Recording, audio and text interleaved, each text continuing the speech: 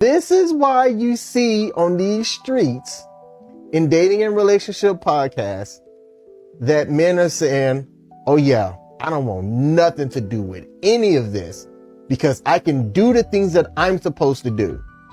I can uphold my side of the vows.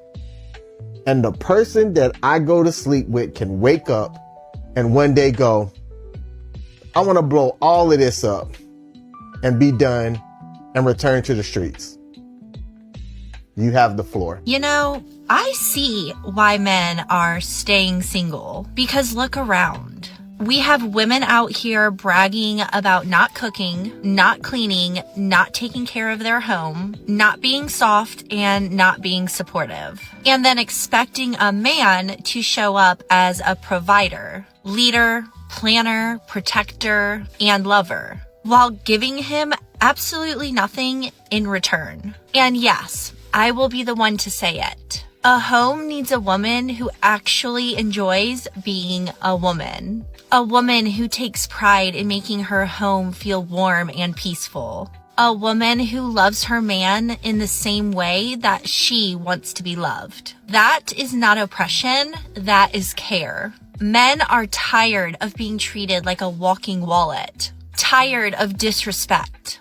Tired of begging for affection and a little peace. So, they are choosing to stay single, not because they hate women, but because they are looking for a woman that values her role just as much as his. And honestly, I don't blame them, because relationships only work when both people show up and give. And at some point in time, modern women have to understand that, you told a man that you don't want a man talking to you. So when a man goes and, is it a wrong thing for a man to go and do something else with his time besides being in somebody else's face? Because that's what modern women want. They want you to be in their face. They don't necessarily want anything with you because you're not Chad or Tyrone. They just want some attention and validation. If you have a man in your life who is always telling you what to do, like, for example, babe, you shouldn't really wear that to where we're going. It's not the place. Or, honey, I don't like this guy that is your friend, and I'd really appreciate it if you cut it off with him. If this sounds like your man, he is not a controlling man. He is not a jealous man. He's quite literally being a man, a protector, and he sees what is going on. If a man tells you to cut out another man from your life, it's most likely because he already knows what that other man is thinking about. And why give that other man opportunity when y'all are together? If you're not willing to cut off a man for your man, then that man should go find somebody else. Furthermore, if you're not willing to change your outfit for something like an event, and he already says like that's not appropriate for this event, that man is not controlling you. He is looking out for your best interest in what you guys are doing. If this sounds like your man and you're like, he's too controlling, he's not controlling, sis. He's being protective, and that man is looking out for you because he loves you. And men are looking, because a lot of modern women, they're excited, they are enthusiastic, and they're trying to create vibes. And what men are noticing and what's making them, and this is what, the vibes were off. He doesn't really feel like he's romantic. Felt like more like he was a friend. In some instances, that's a man being cautious and saying, is she really like this? Or is she just putting on? That would be a woman's form of love bombing. You'd be love bombing a man. Oh, I'm so into you. I'm so interested.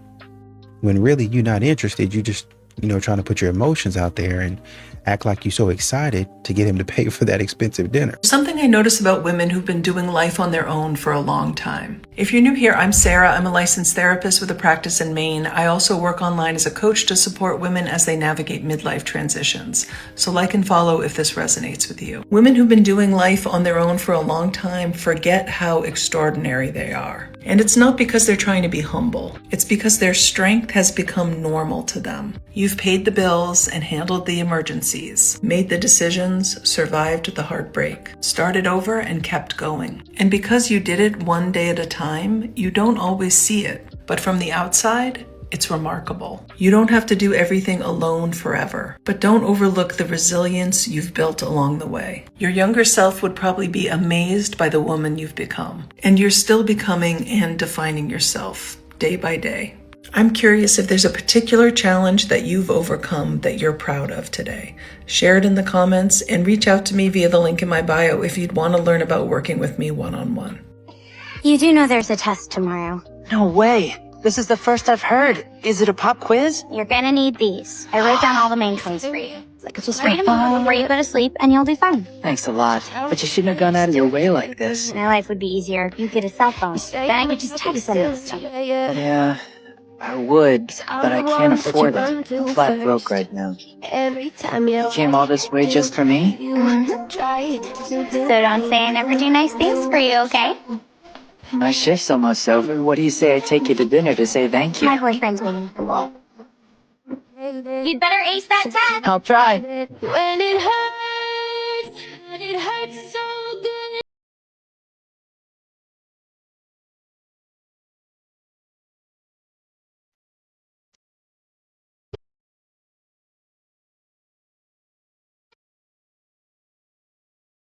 And a lot of these modern women, they say a lot of stuff that's demeaning. They talk about how men are shaming women, but a lot of these modern women out here shame men a lot.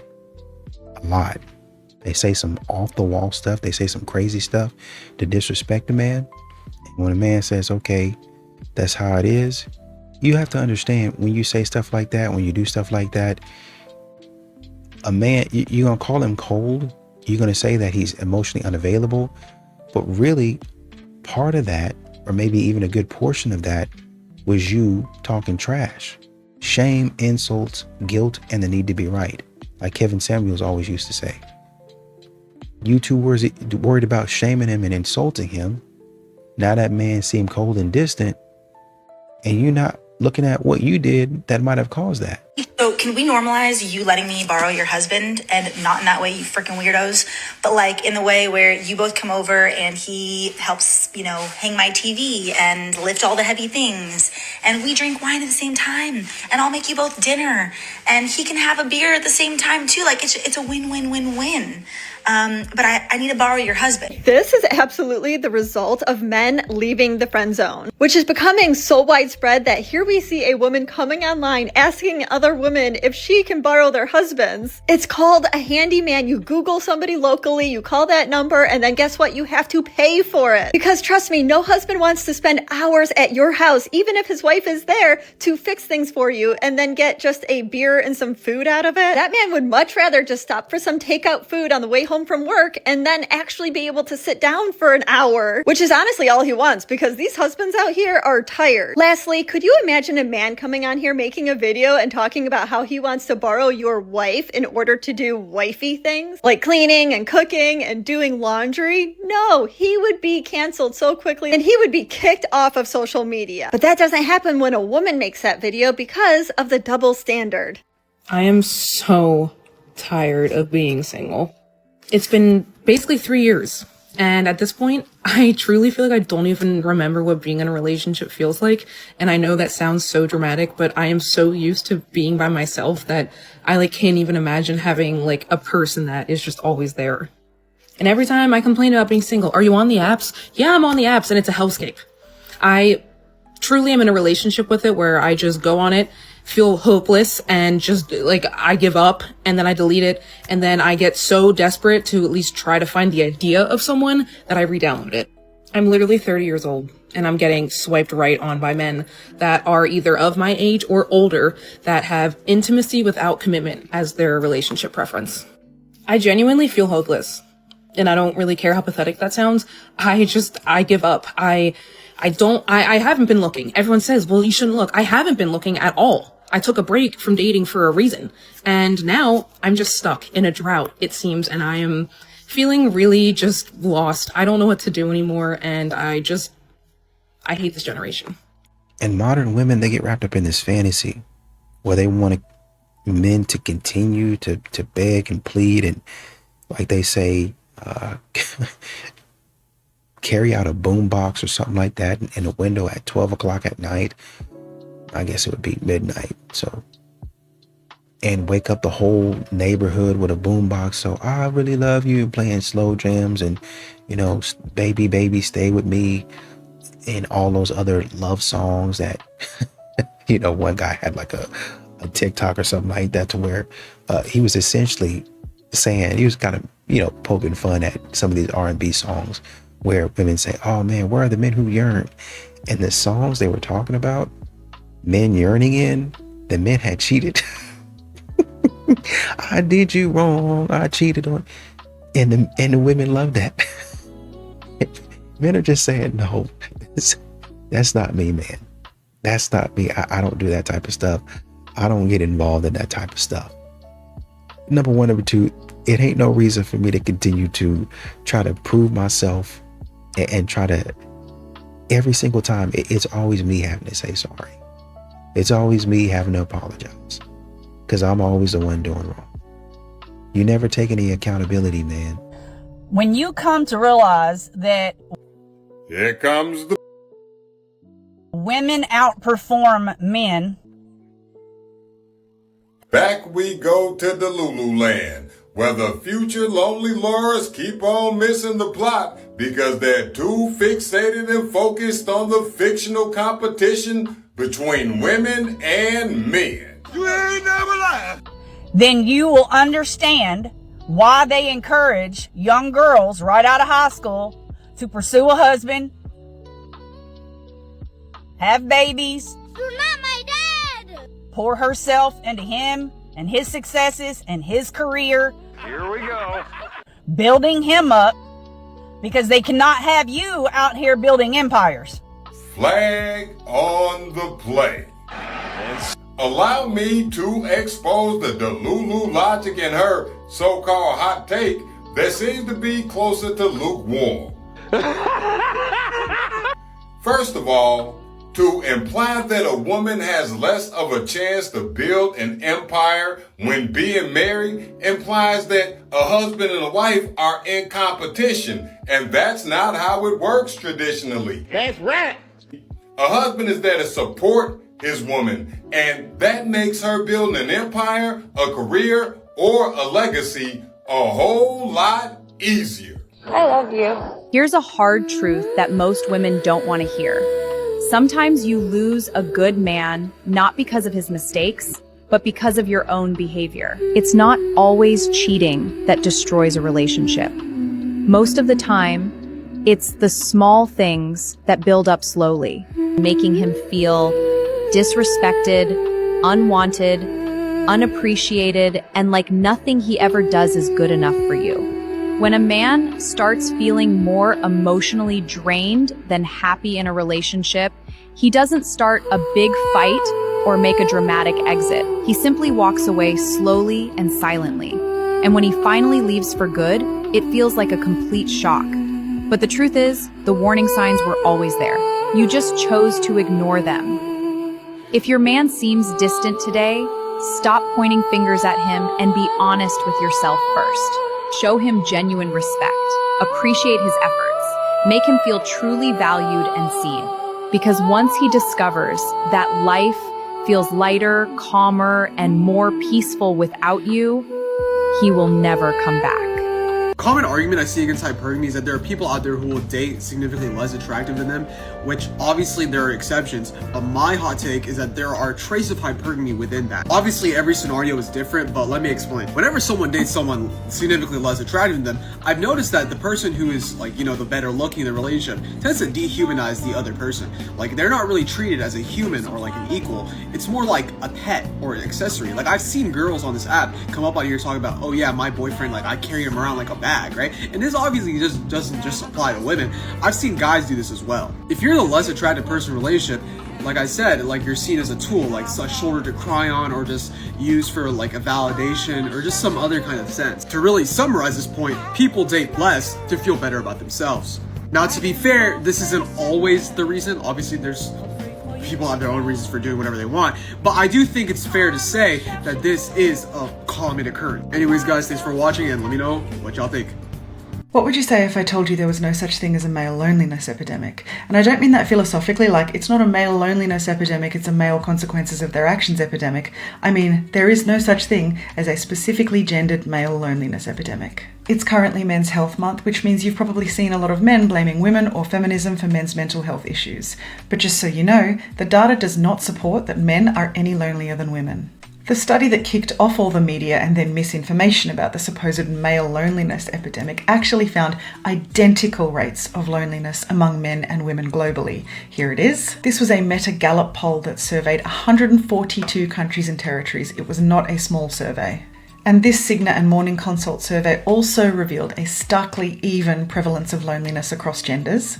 And this study by the American Institute of Boys and Men found that there is more of a class gap than a gender gap in rates of loneliness and isolation. So women and girls are exactly as lonely as boys and men, but that's not the narrative that went viral over the last few years, is it? Because society doesn't care how women feel. Because have you heard about this study which found that in old age, women are lonelier than men? Or this study that backed up that older men are less likely than older women to report that they are lonely? But is the media and culture making a big deal about older women's rates of loneliness or young women's loneliness for that matter?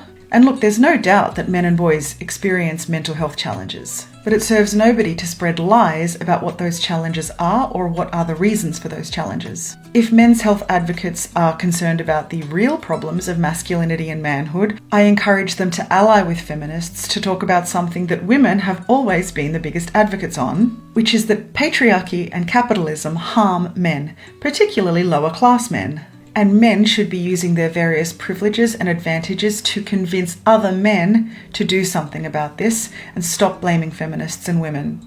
Happy Men's Health Month. I know this is an unpopular opinion in today's time and culture, but providing for a woman that's not your wife is crazy.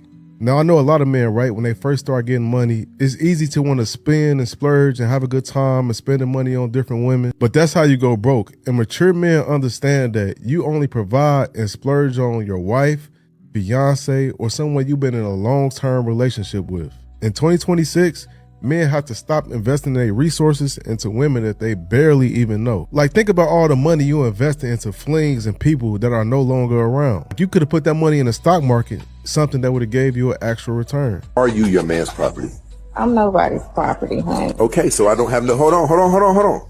So he has no business treating you like his property, right? Right. Right, okay. The only thing that I've ever seen people be willing to defend and for are things that were valuable to them that belong to them. You can't name me anything that does not belong to a man that he's willing to for. Now go ahead, try it. You have the floor. Name me something that a man is willing to defend or for that is not his property. You got a point. So why does it sting so bad to say that?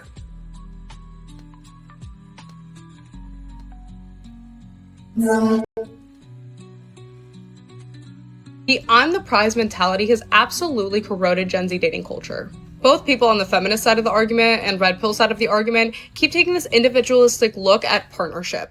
Only focusing on, well, men should do this, women should do that, this is the type of partner that I deserve, and then not actually taking the accountability to look inward and say, okay, what would that kind of partner want from me? Take Myron Gaines, for example, talking about how he wants a submissive woman. You know, he makes all this money, he wants a girl who's going to be physically attractive and is going to do labor and going to want to raise kids and do all this. But then he doesn't believe in monogamy.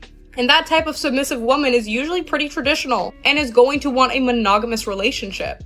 On the other side, there's a lot of women who do not understand what feminism actually is going towards. And that is removing the infantilization of women and going towards a more egalitarian society. Thus wanting to place patriarchal expectations on men of being able to provide, make more money than you can't have your cake and eat it too. At the end of the day, if you're dating, the prize is the partner that you're gonna get. Thus, if you're going to raise your standards, you're gonna have to raise yourself up to them too. And considering what that type of partner would expect from you. A happy, healthy, fruitful relationship with a person that you desire is the prize. And so it's far more important for both sides to say, okay, this is the type of person I want.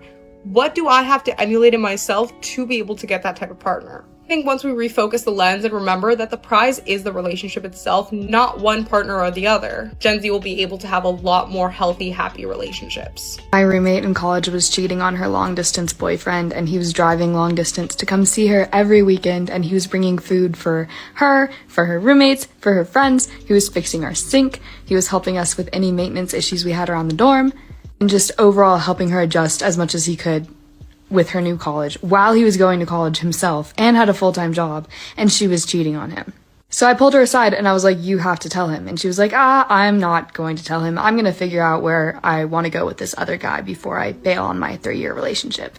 So what I did was wait for the boyfriend to come home, and then I called him the other guy's name, who he was already suspicious of. So he picked up on the cue immediately. And for the next 3 hours, I heard them arguing in the other room. And then the next day, they sent us home for COVID. And I never saw her or him or anyone else in the situation ever again. Do have a happy update, though, that she got cheated on in her next relationship. Karma is up.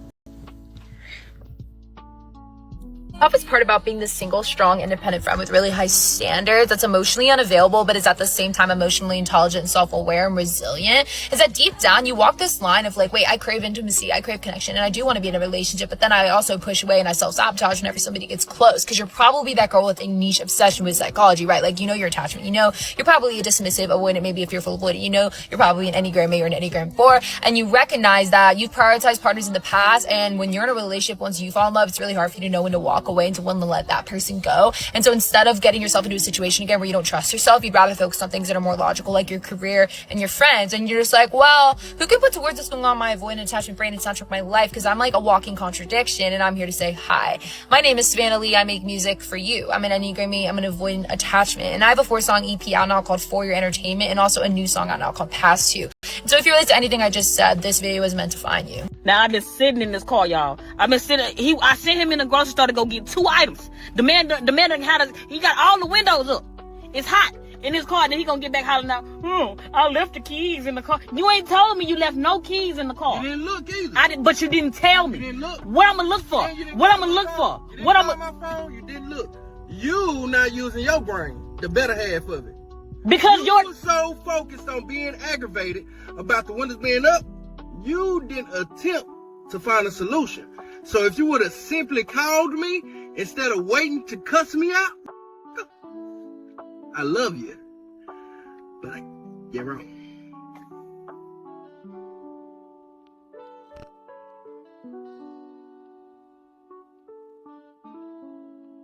No, because I don't care. I don't care how many partners my partner had before me. I couldn't give less than a about that. The point is that they're with me now. Who they were with before me does not concern me. It doesn't make them less than because they had 10 partners or 50 partners. Like, I don't care. And why should you? It's about the person.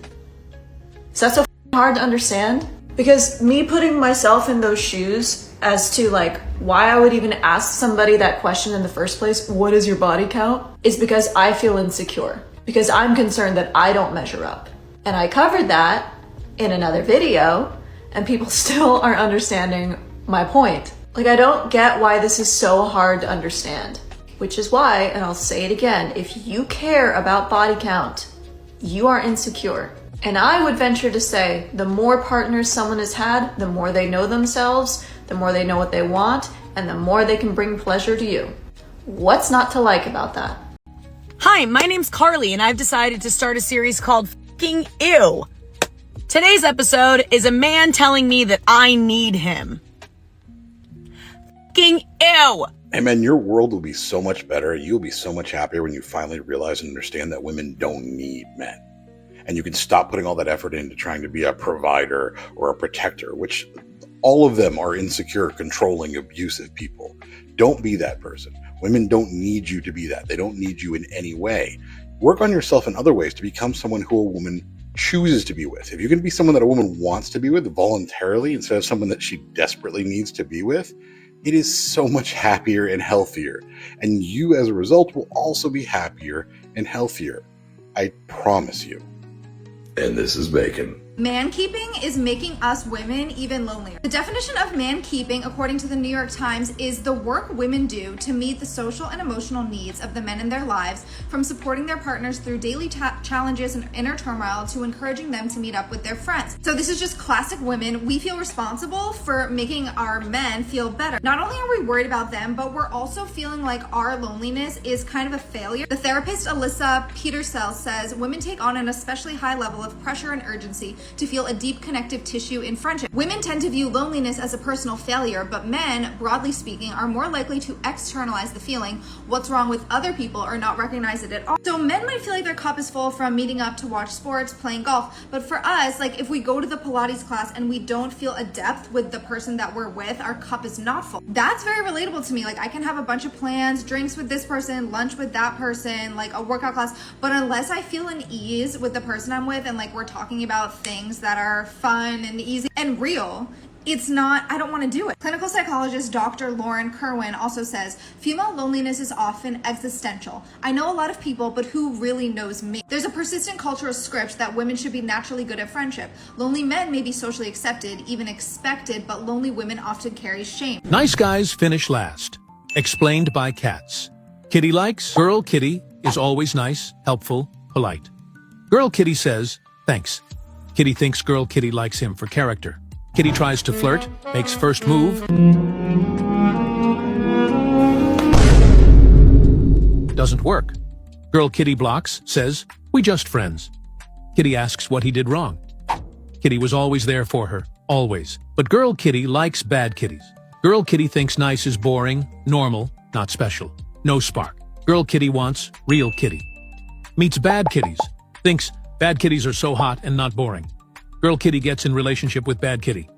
Girl Kitty has fun, lots of fun, only fun. But one day, bad kitty leaves Girl Kitty. No interest anymore. Girl Kitty remembers old friend, who was always there. Girl Kitty crawls back to Kitty, says, he was always the right one. She just too lost to see. But Kitty changed character. Past hurt. Says, I don't want you anymore. You had too much fun. Kitty leaves, doesn't use his chance. Kitty knows he deserves better. Bank statement in the mail with an account that I don't know nothing about. First of all, don't come in here yelling at me about no account. I have an account to make sure I'm good.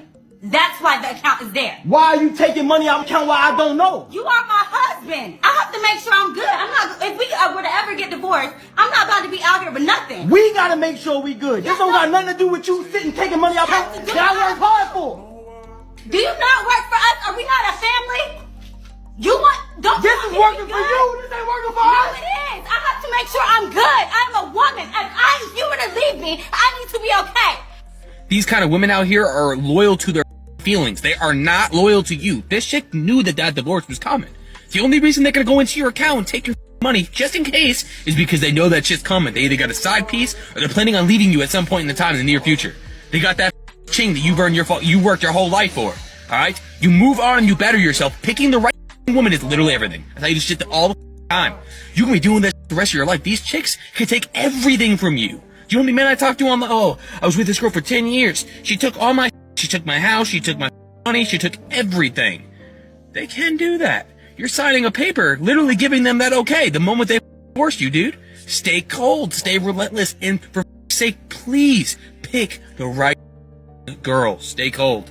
Boyfriends are not husbands, and y'all need to be careful with this boyfriend crap. The term boyfriend might make you feel secure because the guy has said he's your man and you feel safety and security in what he said. But if we took your relationship to the courts, they'd say, oh, we have no documentation that this guy is your man. What do you mean he said he was your man? No. With a boyfriend-girlfriend relationship, the guy gets to use your body. He doesn't have to protect you. He doesn't have to provide for you. And at any time, he can dump you and leave you, and it can be like the relationship never happened. A man has to split his assets with you if he divorces you. He has to pay you the out. Stop putting boyfriends and husbands on the same level. They are not on the same level. They should not be treated the same. They are not serious. They're just not, and men know it. Do you know how many women waste years of their life thinking they're secure in their boyfriend-girlfriend relationship? Then he dumps her and he's married in 6 months? Y'all are out here treating boyfriends like they're your little babies and like they really committed to you, they've done nothing for you. They said something. They said they were your man. I want to see the paperwork. I want to see the court documents. I want him being like, take my last name. I want him paying for a ring. Stop listening to what men say and let's get some actions in there. He needs to be protecting you. He needs to be providing for you. And we need a document that says he's your husband, not your boyfriend. I tell guys, when you go approach a woman just because she's hot, you've made her the alpha. She's the decider now. And remember, she's got lots of men approaching her. She's the decider. You're not. You've made her the alpha, you're the beta. You know, all these red pill and pickup guys all think, I'm alpha. No, you're chasing her because you want her approval. You want her to say yes. You've just given her all the power. But what if you don't need that? What if you're just living this good life and then all these doors open around you and you notice women, you know, smiling at you, you know, walking in front of you a couple extra times unnecessarily, you know, bending over when they put the plate on the table. What if you just start noticing all the doors that are open? Now this is, you know, dating, but this is life. You can go pound on closed doors all day long. That's a lot of work. I'm a big fan of walking through open doors. Choose a woman who chooses you. If you understood how easy girls make it for the guys they actually want, you would never chase another woman again. Now, I'm not saying that men are the prize. I'm not saying women should chase men. I'm saying there's a big difference between chasing and pursuing. Because when a woman actually wants you, she replies, she shows up, she makes time, she makes it very clear. That's the woman that you pursue. Someone who's going to let you take the initiative, let you take that lead. You're not guessing, you're not forcing anything, and you're not overthinking. The problem is a lot of men have never experienced this. As a result, they double text, they triple text, they overthink, they overanalyze. They keep trying to prove themselves to someone who's already made their mind up about them. Most women are not going to be direct with you. They're not going to say no, but their actions will tell you. If it feels hard, difficult, confusing, she just doesn't want you. The sooner you accept that, the sooner you stop chasing people who are never going to choose you. And, you know, a lot of these men have moved on to greener pastures, if I can say it like that. They've moved on to better things. They've moved on to not chasing women around. And so you might be asking the question, or, you know, I'd be wondering why a man is not willing to beg, right? And as a matter of fact, my wife and I just got through watching this show. I think it's on Netflix called My Worst or The Worst Ex Ever or something like that. And you look at these women and they cry and they complain. And I think I might have only seen the first 2 episodes, right?